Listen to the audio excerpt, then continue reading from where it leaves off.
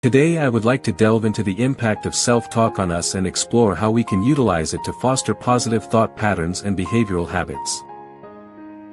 سوف أسرد لكم قصة تعلقي بالسفر من عومة الظافر، حيث سافرت في سنها العاشرة برفقة أختي ووالدتي إلى دولة تنزانيا عبر الخطوط الألمانية، وكانت الاستهانزة أول طائرة أركبها، وكان سعادتي بوجود المضيفات الألمانية ومشاهده جبال كلمنجارو. وسافرت عبر البر إلى دولة إثيوبيا مع صديقي محمد من مدينة أمدرمان، وسافرت إلى إسمارا وميناء مسوعة برفقه زوجتي في شهر العسل، وسافرت أخيرا لدولة الهند برفقة زوجتي عن طريق مطار أديس أبا إلى مدينة مومباي، ومنها إلى مدينة حيدر آباد. ومن هنا بدأت فكرة تنظيم الريتريتس إلى يكون المنجز زنجبار وجبال كلمنجارو وبوابة الهند وتاج محل المنتجعات الصحية في كيرلا.